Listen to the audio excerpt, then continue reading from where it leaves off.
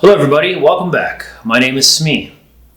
Although I do like to write rock and roll songs, my experience with poetry is pretty much restricted to music and that side of it, which is why I'm really excited to have my guest and colleague today, Cynthia Abdallah, to talk about her new book, My Six Little Fears, a small book of poetry, and give us a little bit of insight about those moments that you just capture. Stick around on Punkwrite.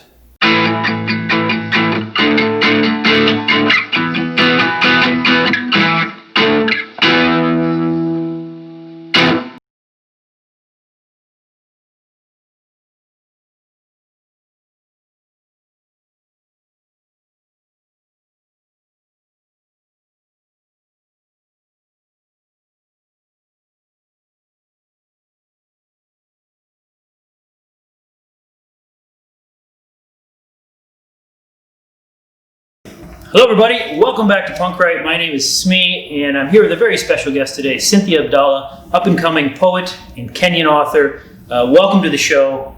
Tell us a little bit about yourself and your poetry.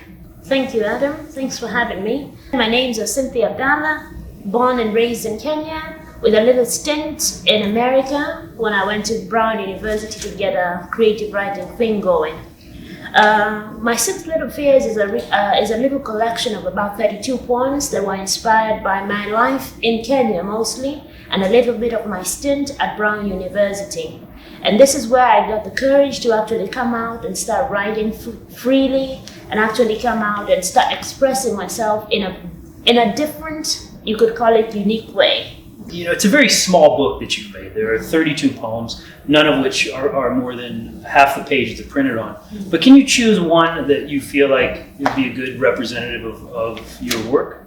Yeah. Read for us? Oh, thank you, Adam. So I would choose My Six Little Fears as a poem in the collection, but today I'm going to read you a very short one that has a lot of meaning behind it, and it's called The Shadows, and it's on page 26 of the little book. And this is how it reads. It's only 2 lines long. Behind curtain walls, wait to take her away. This is a poem I wrote in early 2013, if not 12. And this was at a time when my sister was very ill. She was so sick that I actually thought that she wouldn't be with us any longer. But for some reason, she recovered and she's now still doing really well. But at that time, I thought, you know what? Something bad could happen and she could just be gone like that. So that was the inspiration behind that poem. You know, one of the things that calls my attention about the poems themselves, again, is the length and the conciseness of them. Mm-hmm. And, you know, they're not lyrical poems per se. They're not really narrative poems. They're definitely not epic poems. And I'm just curious about your inspiration and where they come from in terms of how you capture the moments. And you know, behind the camera, we were talking about the imagery, and I'm just curious, what is that process that you engage in when you feel like, hey, I got to write this down, or here's a poem that I need to tell? I realized that if I want to tell a good story, I need to observe and record my observations, and that's where my writing style comes from. I also realized that I'm not very good with being very lyrical, but I'm very good at telling you something very precisely but effectively.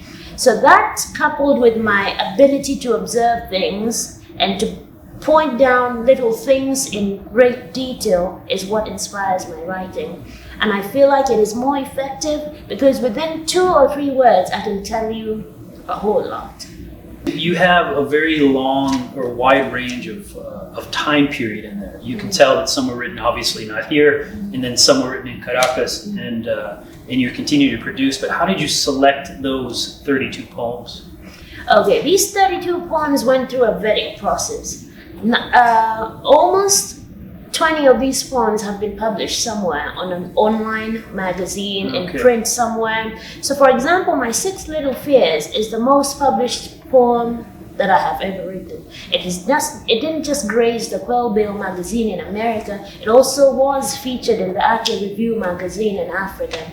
And then we have poems like He Failed Me, which is also on the Quail Bill magazine. We have a few poems like the poem on The Night and the Bat Hanging Upside Down, which was featured in Japan in the Tokyo Poetry Journal. So all these poems are poems that I actually wrote and sent out to different organizations, different magazines. And when I got the thumbs up by those guys actually putting it on their platform, I actually realized that they're worth being put together. Ah, perfect, yeah. It takes a while to generate that confidence, and for the viewers out there, I'll put those links in the bottom so that you can check them out in their original publication. But what I find interesting too is, as an author, as a personal author, there's a moment where you have to kind of put it out there. And you get nervous, I do, because you're going to have people read not only your work and judge your work, but also it's an exposition of yourself. Absolutely. And how do you get over that as a poet? It's not really a matter of getting over it for me.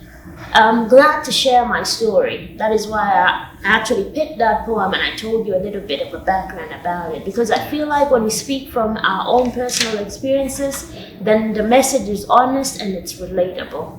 So it is okay for me to put myself out there and let people know that these are things that I have been through, and if I have been through these things and I've been able to capture them, and this is how far I've come, then it's an inspiration for someone else to keep doing what they're doing.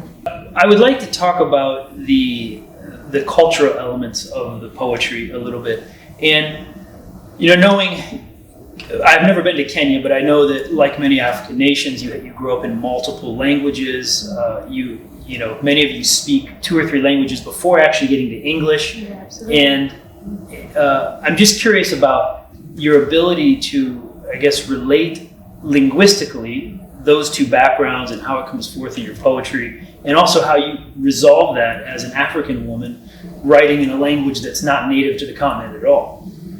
Yeah, that's a tricky bit, because when I write for myself, I'm actually trying to make sure that I'm balancing between the native speaker and the local Kenyan speaker. So I want them both to have a very good experience. That is why in all my forms of writing, you realize that I use a lot of indigenous terms as well as a lot of English proper grammatical stuff. There are instances where I deliberately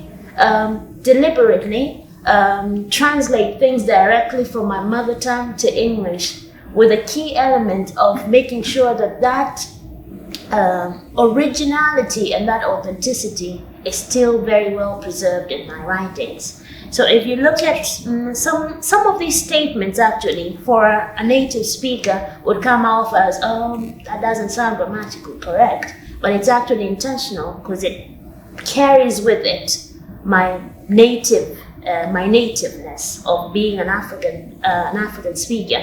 And just so you know, I speak 3 languages before I speak English. 3, okay. 3, yeah.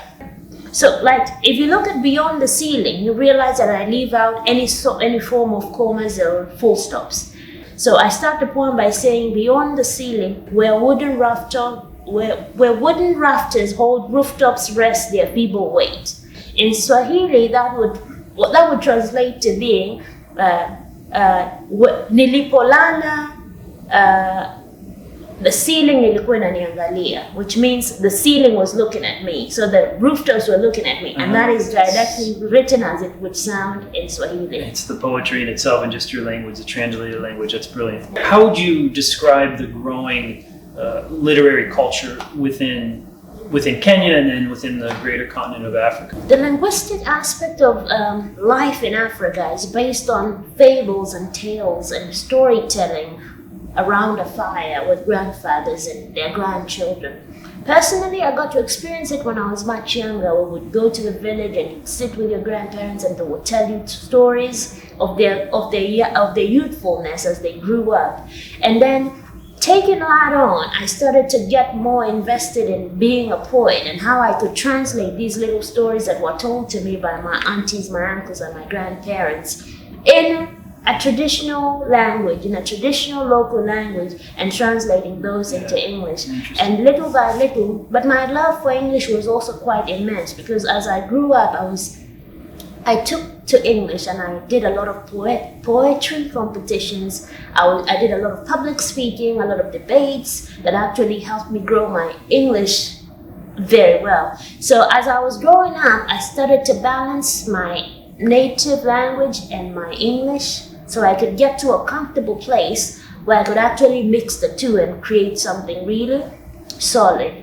But it's not easy because a lot of times you really want to get comfortable, and being comfortable is in my Swahili, being comfortable is in my mother's language and my dad's language. So every single day I speak English, my senses are heightened because I'm thinking of every single statement I'm making. Is that grammatically correct? Is the full stop at the right place? Is the comma at the right place? Something I never do when I speak in my own language. So if we wanted to find your book, where would we be able to locate it?